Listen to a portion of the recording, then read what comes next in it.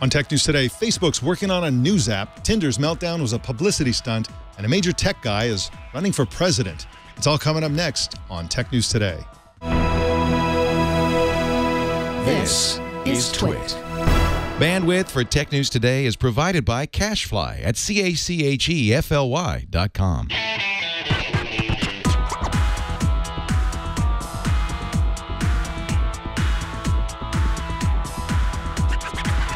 This is Tech News Today for Wednesday, August 12th, 2015. This episode is brought to you by Braintree. If you're working on a mobile app and searching for a simple payment solution, check out Braintree. With one simple integration, you can offer your customers every way to pay, period. To learn more and for your first $50,000 in transactions fee-free, go to BraintreePayments.com/TNT. And by Prosper. Prosper is a peer-to-peer lending marketplace that connects people who are looking to borrow money with those who have money to lend. Visit prosper.com/twit and receive a $50 Visa gift card when you get a loan. Tech News Today is the show where we talk about the tech news with the journalists who report it. My name is Mike Elgan. Welcome to the show. Our co-anchor today is ZDNet contributing writer Kevin Tofel. Hey, Kevin, how you doing today? I'm good, Mike. I am ready for a jam-packed show. Wonderful. Before we get into the regular news, I just learned that Twitter has finally said what they said they were going to do, which is that they have made direct messages lengthy. You can now bust through the 140-character limitation. They promised this for July. They didn't make the July deadline. Then they promised it for August without being too specific. And they just unleashed this new feature. So if you've been working on a novel and you want me to take a look at it, just go ahead and direct message me on Twitter, and I should be able to see the whole thing. And so that is something of a quick update for you. Well, Kevin, why don't we jump right into the news? Facebook is making a news app. The standalone mobile app would be downloaded separately from the regular Facebook app, according to an exclusive at Business Insider. The author of that piece described it as Twitter-like, with a 100-character limit, plus room for a URL, and currently part of the Facebook for Business initiative. Kevin Tofel, that part doesn't make sense to me. Why are they making this part of the Facebook for Business initiative? This sounds like something that consumers might want. I completely agree. And it's kind of interesting that Twitter's going longer and Facebook is going down to 100-character limits on certain types of media content. Yeah, I would think this is a consumer thing. It's going to boost engagement, and that's all what Facebook's bottom line is, boosting engagement and pulling in the eyeballs. My unsupportable theory is that they are just couching it and hiding it inside that product so that they can alpha and beta test it with some engaged users rather than, so people like us don't talk about it publicly. So sorry, Facebook. We got some more news coming right up, but first let's talk about Braintree. Let's talk about invisible apps. What is an invisible app? It's kind of a trend right now in the world of apps. It's an app that's so easy to use, you barely use it at all. A great example of this would be Uber, which, you use Uber to, call a car, but pretty much once the car comes, you get in, you get out, you don't mess with the app anymore. It's almost an invisible app. The payment system on Uber, in fact, is invisible. It's an invisible payment system because you don't deal with payments or the payment system when you use the product. And invisible payments is a subcategory of the invisible app movement, and it's enabled by Braintree. Braintree does the invisible payments solution for Uber, for Living Social, Munchery, Airbnb, Hotel Tonight, and other super easy to use unicorns and companies like that. Invisibility is a wonderful characteristic, but in fact, it's also super, super easy to use for you, the mobile app developer, or you who have a website, you're trying to sell things, and you want to make it as easy as possible. You can accept American Express, Discover, MasterCard, Diners Club, PayPal, Apple Pay, of course, Venmo, Visa. You can even accept Bitcoin. Super, super easy, and you can accept that money in more than 130 currencies. And, of course, Braintree is the perfect solution for a tiny company. So you have a brand new startup, you want to deploy Braintree, and they will scale with you all the way up to Uber levels. If that's where you're taking your company. They offer a JavaScript library for mobile and desktop web. They've got mobile SDKs for iOS, Android, and Windows Phone. Braintree gives you a full-stack payment solution, support for all payment types that your customers might want. Start accepting today. PayPal, Apple Pay, Bitcoin, Venmo, cards, and more, all with a single integration across all platforms. They have superior fraud protection, really fast payouts, and great customer service. To learn more and for your first $50,000 in transactions fee-free, go to braintreepayments.com/TNT. Our next story now is quite interesting. Dozens of tech news sites are reporting on a Twitter feud between Vanity Fair journalist Nancy Jo Sales and the dating site Tinder, with Tinder's tweets being characterized as a, quote, meltdown, unquote. But now it looks like the whole thing might be an orchestrated publicity stunt. Kristina Monllos is a staff writer for Adweek and joins us now. Welcome to the show, Kristina. Hi there. Thanks for having me. Thank you so much for coming on the show. Now, let's go through this thing chronologically. What did Nancy Jo Sales write about Tinder? Initially, she wrote a piece for Vanity Fair where she's talked about dating life for young people in New York City, and sources of her piece noted that Tinder was disappointing. From there, a week later, it seems she tweeted a stat about Tinder and how many of their users were married. And then from there, it seems that Tinder started responding to her. Initially, it looked like they were just sort of melting down on Twitter, but a reporter from BuzzFeed then tweeted that they let her know about the impending tweet storm. So it seems like it was Kristina, planned. so just disclosure, I'm a married non-Tinder user. Never touched the app. It does look like they had this whole tweet storm almost planned based on what I saw. What was the general tone of that? It seemed like several dozen tweets. Are there any that you can recall that summarize the idea that Tinder had to push back, or what was the general tone of those? They were pretty defensive. I think that many of them sort of cited data that they have that they weren't actually releasing within the tweets. I mean, I think to characterize it would be, yeah, exactly. That's the tweet you should point out, is that they're trying to talk to a journalist about what she's doing, and specifically for a piece that talks about what people are using Tinder for, not necessarily Tinder as a brand. So it just kind of highlights the way that tech brands, because they don't really have to give access to journalists in the same way that other brands do.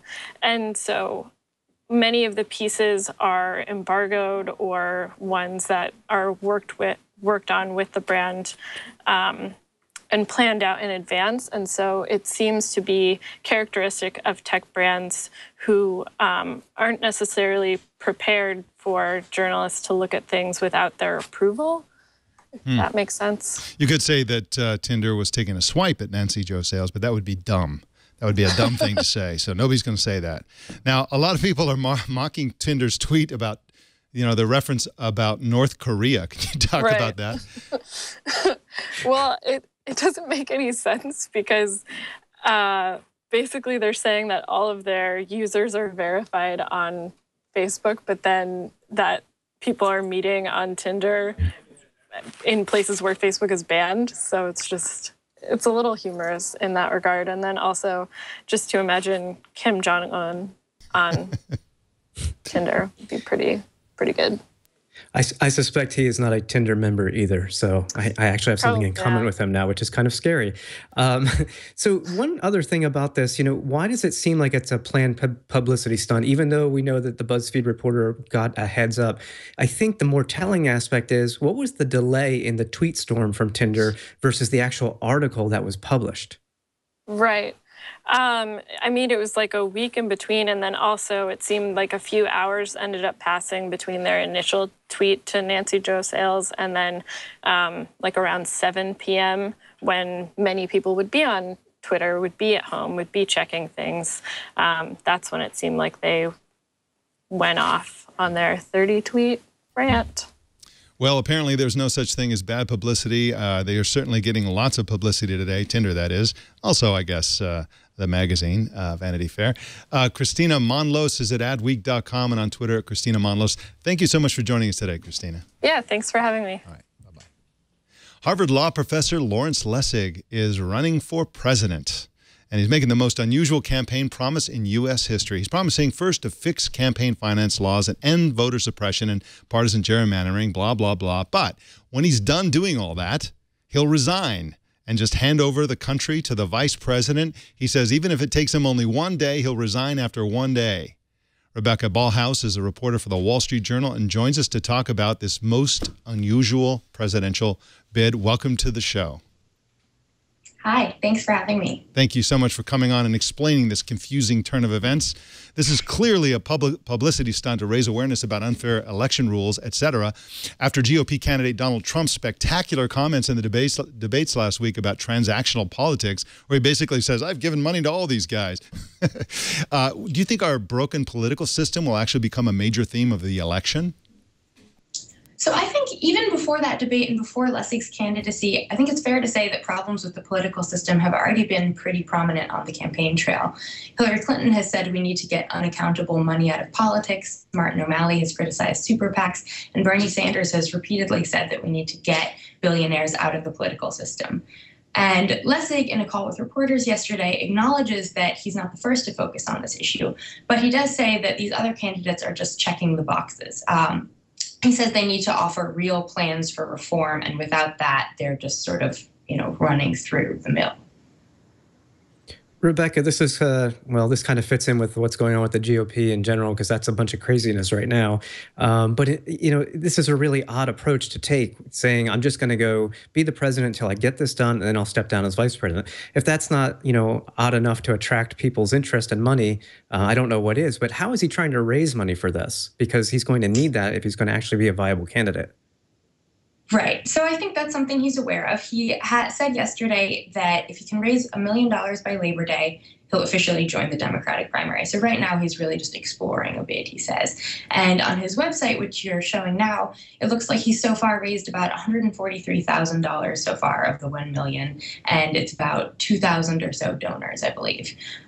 He also says he's talking to his friends trying to raise the money. This isn't his first time doing political fundraising either. He, in the 2014 election, launched a super PAC called Mayday PAC, which he said was the super PAC to end all super PACs. And that group was trying to raise money from small donors to take down candidates that opposed campaign finance reform. And in the end, the group raised about $11 million, which, is a good number. And it was helped by large donations from the founder of LinkedIn and Sean Parker, among others. But the group was ultimately pretty unsuccessful. It won about 2 of the 8 races that it played in. So he has this experience doing political fundraising, but he doesn't necessarily have the successful track record to back it up. Now, Lessig is normally a computer and internet-oriented activist. He's been associated with all kinds of movements like the free software movement, the net neutrality movement, and battles over who controls the internet and how those have been his traditional obsessions. It's odd that this is kind of a tech-free run, or is there a tech angle in there somewhere? For now, tech doesn't seem to be a big part of his platform, although he does call his campaign an effort to hack the system. He identified 3 issues that he would focus on in his first day of office. So he wants to end partisan gerrymandering, he wants to end the suppression of voters by allowing automatic voter registration, and he wants to fix the campaign finance system through a mixture of small donations and public funds. So for now, tech doesn't really seem to be a big part of it. Rebecca, assuming somehow he gets a nomination and actually becomes president, and let's say he actually does what he says he's going to do, here's the scariest question of all. Has he decided who might actually be his running mate? Because in theory, that would be the president of the United States. Right. He refers to that as the president in waiting. So he has said that he'd be okay with Bernie Sanders being his running mate, or Elizabeth Warren, who is a senator in Massachusetts who's repeatedly said she's not going to run for president. He left Hillary Clinton off that list, who has discussed campaign finance reform, but he hasn't really been a part of his discussion of other candidates who are sort of on the right track. Well, I think it doesn't really matter that much because he's not going to get elected. But it's nice to see all these sort of like loose cannons out there on the political field calling the political system on their BS, whether it's Trump or this guy or any number of people. So it's all very interesting, and we'll see how he does with all of this. Rebecca Ballhaus is at WSJ.com and on Twitter at Rebecca Ballhaus. Thank you so much for joining us today, Rebecca. Thank you. All right. Federal authorities have busted an insider trading ring that uses hacking and stolen press releases of all things to get an unfair advantage in stock trading. Dean Starkman is a reporter for the LA Times and joins us now. Welcome to the show, Dean. Good to be with you, Mike. So glad you're here. Now, how did this scheme work exactly?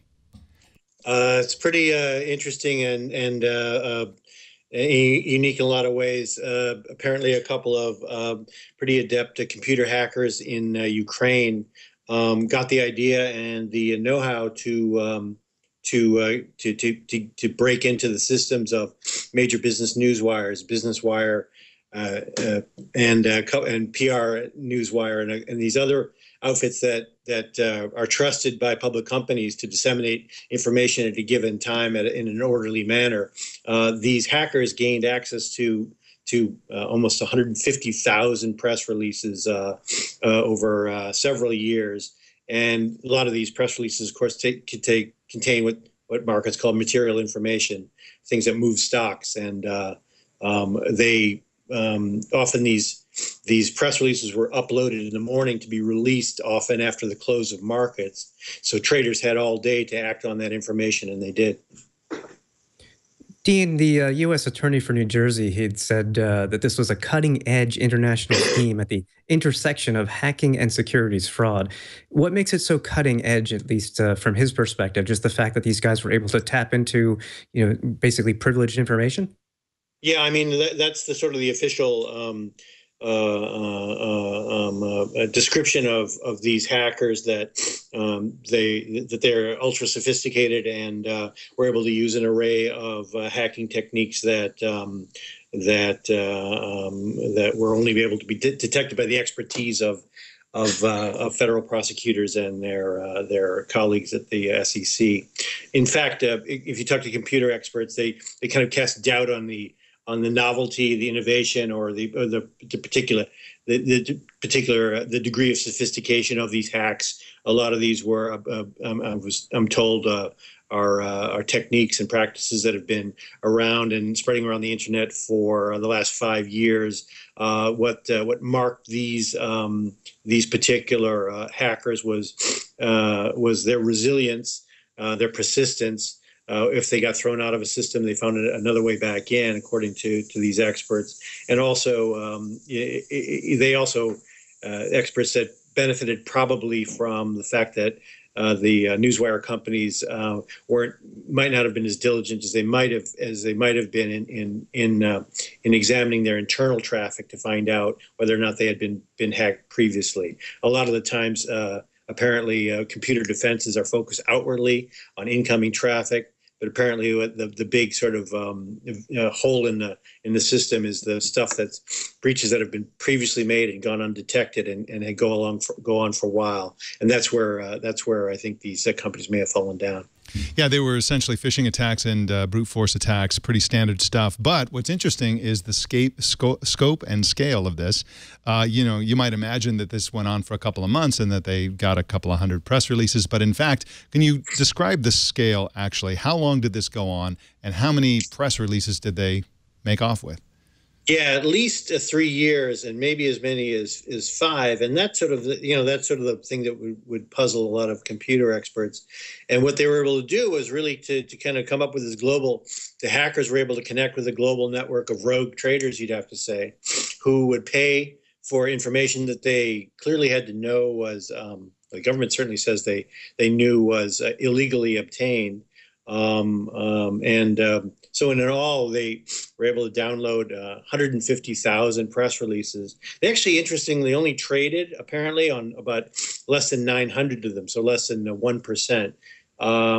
But they kind of had their pick of a wide range of stuff, and usually you're going to be trading on only the most sort of dramatic news in these press releases, either big misses by public companies on a particular quarter's earnings or revenue, or outperformance, or in other cases maybe the resignation perhaps of a senior executive or a deal in the works. So the knowledge that they were the degree to which they were able to gain access to this stuff the range of companies that they were able to get into, the length of time that they were in these companies, even if they were thrown out. Sometimes they were able to get back in, and the amount of money that actually changed hands. This was not a small scheme in terms of insider trading. The prosecutors say that the criminal defendants netted $30 million in illegal profits. The SEC puts the number of the wider network of people charged civilly at $100 million. That's not a small amount of money.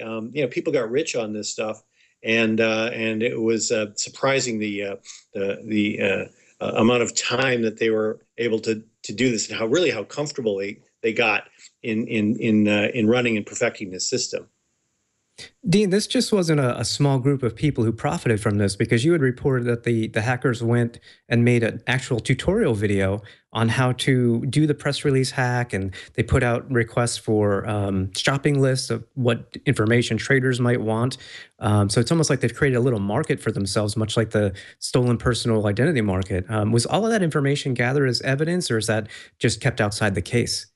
Right. Well, I mean, it's not entirely clear exactly how far this was disseminated. It wasn't as if it was posted on the web. The circle, I think they were fairly careful, in fact, of figuring out who to include and who to exclude from the circle of rogue traders. You had to have contacts within this network. A lot of them were Russian speaking, or Ukrainian or Russian origin, and you had to have special access to the websites, the servers on which these things were posted, and in fact, it required an instructional video to figure out how to go ahead and access it. So these guys were not really playing fast and loose. They did take some care in terms of who they let into the network and the security protocols they set up around it. Well, it's quite ironic, because I spent most of my career as a journalist avoiding press releases, and these guys are making a fortune off of them. Some value there. Yeah, I didn't see that coming. Dean Starkman is at LATimes.com and on Twitter at Dean Starkman. Dean, thank you so much for coming on Tech News today. Good to talk to you guys. All right, bye-bye. A startup called Zirtual yesterday announced a pause in operations to reorganize and the layoff of 400 employees, all 400 of them. The company provides virtual assistants on demand. This morning, however, the company called off the closure, saying they'd been acquired by startups.co. Biz Carson writes about tech culture for Business Insider and joins us now. Welcome to the show, Biz Carson. Thanks, Mike. I'm so glad you're here. Now, before we get into the acquisition, let's talk about the strange and unexpected announcement yesterday. CEO Maren Kate Donovan announced in a Medium post that all 400 were laid off, but hadn't they just been on this incredible hiring binge?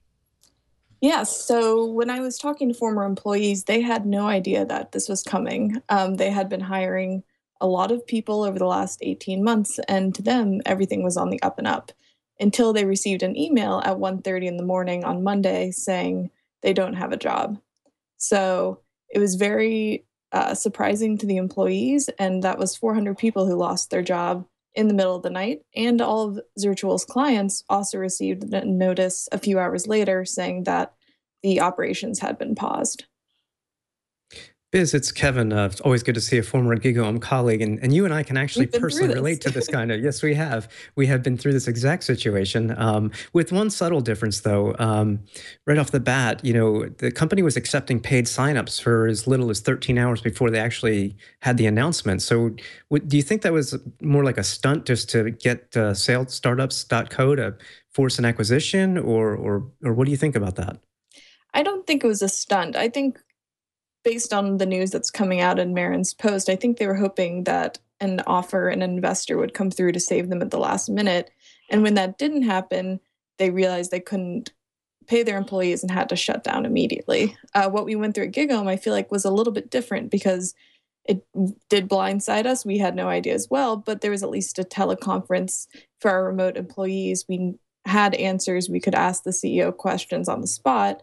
The 400 employees who received the email had no idea and still didn't have answers, and things like benefits, health insurance, their paychecks were all unknown. So it was very fast, very sudden, and it's 400 people who lost their jobs. Incredible. Zirtual raised $5.5 million. They're pretty successful, although the CEO said that that wasn't really a whole lot of money. They also once turned down a $40 million acquisition offer from Twitter. They should have taken it. What caused them to go from basically a hot startup to a company that's barely selling itself in this all-stock deal? What caused that fall from grace exactly? Do you think that their business model was a bad one from the start, or was it mismanagement? What do you think caused this this whole state of affairs? Well, I think it's in Marin's post, she explains its burn rate. A lot of companies, if you have full-time employees, you're trying to stock up and predict that you'll have the supply to meet the demand in the future. And Zirtual may have grown too fast on the supply side, and suddenly you have employees who don't have as much work to do, but you're still paying them as you need to, and pay their benefits and pay for time off. And that's hard. And so it sounds like it was a case of mismanagement in not lowering the burn rate or not taking steps to avoid a shutdown. Because CEOs ultimately should know the burn rate. They should control the runway and not let the plane just fall off suddenly. Yeah, well, that's certainly can't argue with that. It has to be said, though, that I think that they are competing in a market that is mostly about the sharing economy. They're competing with other organizations that connect freelancers who are doing their own thing with people who are looking for some sort of virtual assistant. And their motto was, no, we're going to hire the assistants as employees with benefits and chairs and desks and all the rest. And then when people come and sign up for this service, they'll be using our employees. That is, I think, a much bigger risk than just having an app that's Uber-like, that basically just connects freelancers with potential customers. But who knows? We'll see what this startups.co does with them. Should be very, very interesting. And of course, the employees there may need some help getting a job, and hopefully they'll still be able to use the service to get some help with that. Who knows? Biz Carson is at businessinsider.com and on Twitter at Biz Carson. That's BIZCARSON. Thank you so much for joining us today, Biz. Thanks, Mike. Bye. Oracle's chief security officer, Marianne Davidson, got fed up with customers doing their own security tests on Oracle software, so she posted a nastygram on the company blog Monday, a post that was immediately taken down. Sean Gallagher writes for Ars Technica and joins us now to talk about it. Welcome to the show, Sean. Hey, Mike. How are you? I'm doing great, thank you. Now, what did Davidson say in her post that was so horrible that it got immediately taken down? Well, it was one of those rants that just went on and on forever. She talked about how anybody trying to do a security scan on Oracle software was violating the licensing agreement for the software by reverse engineering. And she had lots of colorful language to describe people who do that sort of thing. She went on and on about security researchers and about why Oracle doesn't have a bug bounty program, calling it the boy band. And there were a number of things in there that talked about how, they have customers that she feels don't know what it means to do reverse engineering, and they have consultants doing it for them. And then she calls them sinning customers that when they do that, when they check the security of the software. So there were a number of things in there that really were inflammatory. It came out the day after everybody was trying to get back from DEF CON, which was really interesting timing. So everybody had a lot of downtime to go crazy about it. And there's just so much in it. I mean, I could do some dramatic reading from it if you like, because it's just full of such interesting language. Can you do interpretive dance? Oh, perhaps, but it's really. I mean, there's so much in here. It's still cached on Google. I linked to it for my story, but there's a lot of things in here that just are really, really over the top. I guess she talks this way because there are certain things she says in here like. I've been writing a lot of letters to customers that start off with, "Hi, how's it? Aloha," but end with, "Please comply with your license agreement and stop reverse engineering our code already." So I wonder if she actually writes letters like that with greetings like, "Hi, how's it? Aloha." But there's plenty of other things in there that are just really, I would say, inflammatory to customers who've been concerned about Oracle's security policies, given how infrequently they've updated Java in the past and some of the other issues they have. I would think that a lot of customers who've been concerned about the kind of security that they get out of the software would feel incensed by, especially the sort of tone she takes talking about customers. Sean, clearly Davidson put a lot of time and effort into the post based on the tone that she had, based on the length of it. And clearly somebody had to know this was going live publicly on Oracle's blog. Do you think she kind of went rogue on this one, or is this what Oracle executives really think? I think that's a good question. I think that based on the reaction that we got out of Oracle after the blog post was pulled and people asked about it, they're trying to play down that it's not Oracle's attitude toward its customers. But you would think that a senior executive, before a blog post was made by a senior executive, that someone would read it. And I don't think that she went rogue. I think they were just shocked by the immediate flame war that it launched on them. And it may reflect some of the internal opinions about customers at Oracle. I think that's probably a safe thing to say.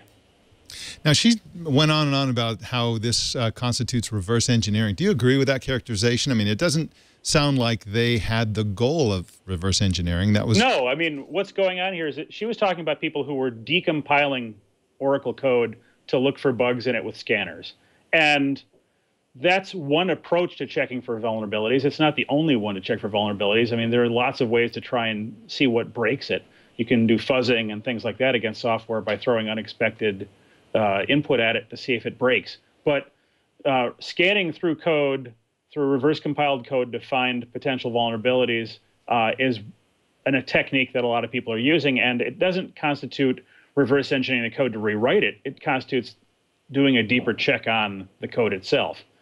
And I have to say that, you know, in addition to this post, she's had a number of posts in the past that have been pretty derogatory towards the security research community.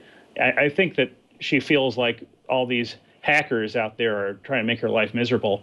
There was a whole rant back in March about Heartbleed, and it went on and basically talked about how people were coming up with catchy catchphrases for vulnerabilities, printing T-shirts for them, setting up Facebook pages to like the vulnerability, and coming out with a nice scary acronym for it, like SCUM or something like that, to drop on the press so that it gets the most attention possible. And she derided that, dismissed it as, you know, basically showboating by security people who are trying to make life difficult for her. Sean, I've been blogging since, I'd say, 2005 now, so about 10 years. And one of the mantras that I stick with is never unpublish a blog post, but instead, if there's something out there that I didn't write properly or didn't get my message across, instead either write an addition to it to explain or something along those lines. Has she done that, or do you think Oracle should be doing that? Because I think they should at this point. They've pulled down the post, and now it's just this firestorm of a situation. Yeah, I think that pulling the post was probably the worst thing they could have done. They could have posted something saying, revising it a bit. Given how much time went into this post and the fact that you really can't unpublish anything you ever post to the internet, it's always captured someplace. I think that just taking down the post and not posting anything explaining why, other than issuing a paragraph explanation to press, is a bad move. I think it leaves it out there without any sort of follow-up. It leaves it out there for everybody to stew over. I think it'll continue to cause a problem for Oracle with its customers as it gets passed around. And until Davidson or someone else at Oracle comes out and says, well, I didn't really mean to say it in that way, or I intended to say it in this way, and clear things up a bit, I think it's just going to be hanging out there over her. I'd be surprised if I actually wouldn't be surprised if this becomes an issue with her longevity at Oracle going forward. If they decide that this particular post is something that's a liability, they may throw her under the bus. Wow. Unbelievable. Sean Gallagher and his article can be found at arstechnica.com. And of course, as he mentioned, that article has a link to the cached version of this, so you can read it all in all of its original glory. And you can also find Sean on Twitter at ThePackRat. Sean, thank you so much for coming on Tech News today. Thanks. Take care. All right, take care. Well, police in Hong Kong raided Uber's offices there and arrested 5 drivers for the illegal use of vehicles for hire. They arrested the drivers the easy way. They called an Uber 5 times. And after they took their trip, the police got out and arrested the drivers for lacking either hire car permits or third-party insurance. Kevin Tofel, this is obviously they made an example out of 5 random drivers, and they're just trying to, I don't know what they're trying to do there. I don't think Uber is banned outright in Hong Kong. What do you think they're up to here? I think they're proving that there really is an app for everything. If you want to arrest somebody, just use an app to call an illegal driver, and there you go. Nice. I don't know. I really don't know. It's a shame. Uber faces challenges pretty much everywhere it goes. Since it's so disruptive, any place that has licensed taxi service and such, they've got challenges. And I know they're trying to disrupt the market, but they're going to continue to face these kind of problems. Yeah, I think you're probably right about that. Well, we have 3 big numbers for you today, starting with our first big number, 4,363. That's how many requests from government and law enforcement agencies Twitter received in the first half of this year, a 50% increase over the previous 6 months. Twitter said they provided at least some information in about 58% of the requests. Now, related to that is our second big number, which is 1,400. That's how many DMCA takedown requests Twitter got during the first 3 months of its existence. I'm sorry, this is for Periscope. So Twitter got these requests for Periscope in the first 3 months that Periscope existed. And Twitter says they complied with 71% of them. That's higher, Kevin Tofel, than Vine. That's higher than anything else Twitter touches. So apparently there's a lot of takedownable, you might say, videos going through Periscope, and they are complying and taking them down.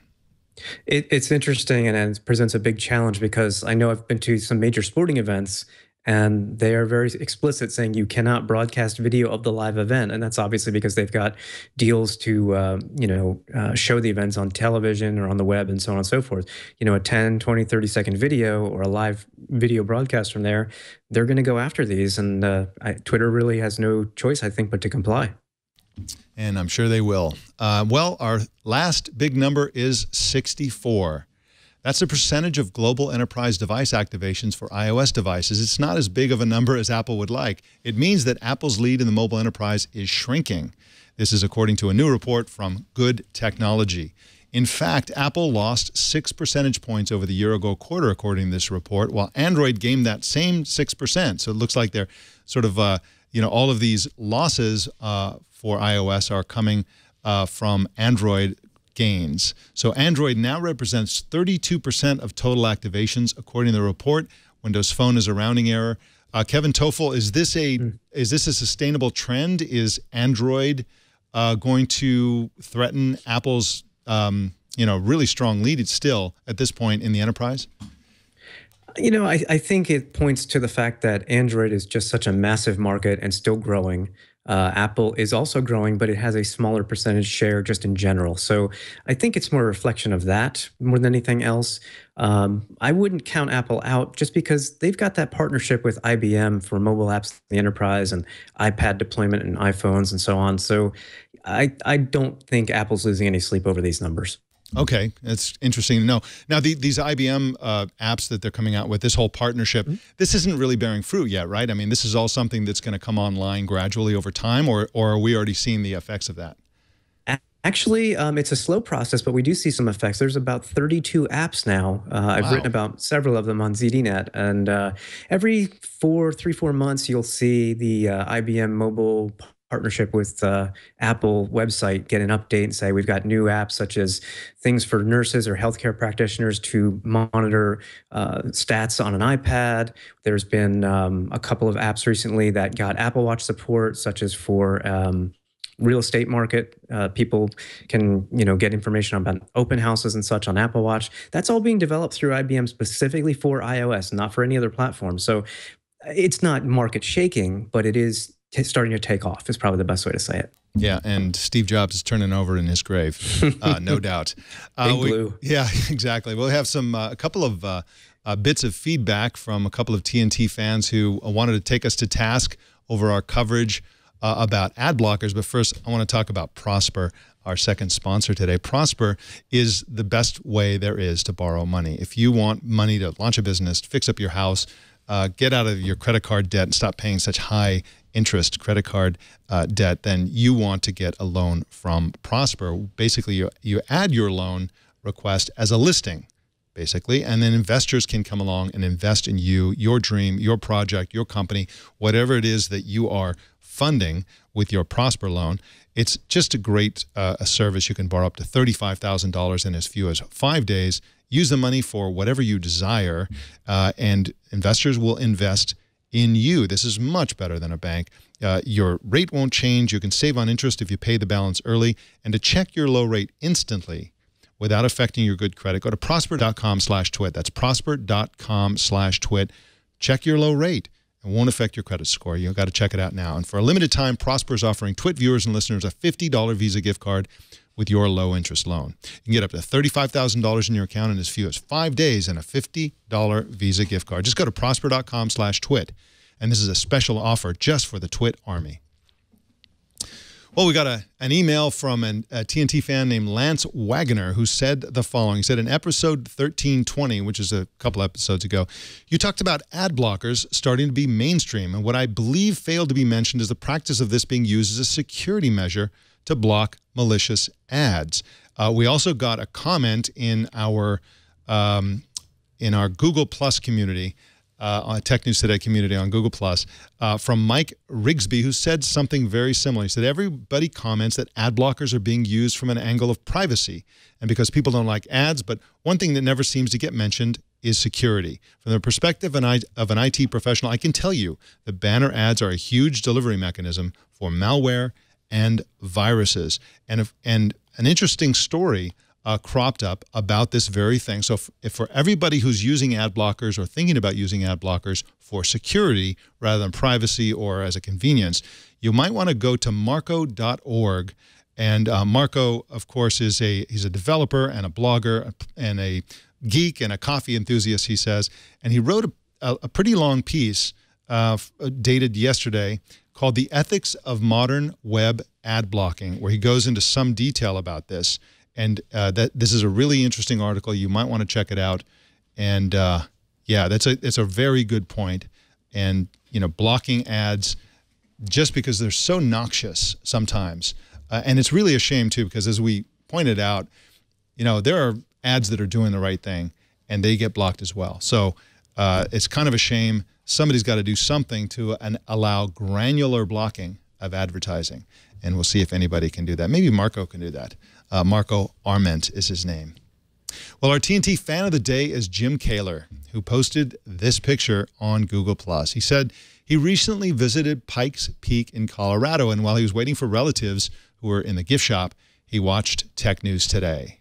Pikes Peak, by the way, is higher than 14,000 feet in elevation, and what that means is that Mr. Kaler is the highest TNT fan we have.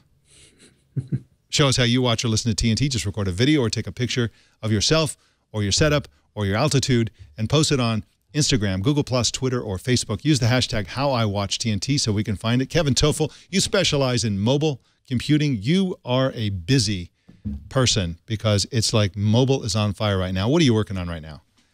You're absolutely right. It never ends, which is a good and a bad thing. I'm always busy, and there's always something to write about.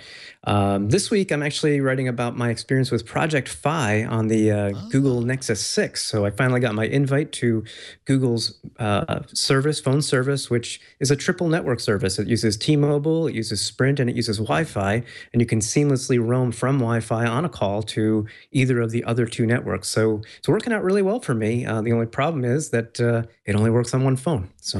Yeah. Oh, well, what are you going to do? So look forward to reading that in detail. And it's been difficult for people to get their invites, even for those of us in the press. But it's good that they're finally getting out, and I can't wait to read about what you said about it. So, Kevin Tofel, we will see you back here next week. And thank you so much for your co-anchoring today. Thanks so much. See you next week. All right. Bye-bye. You can subscribe to Tech News Today on Deezer, believe it or not.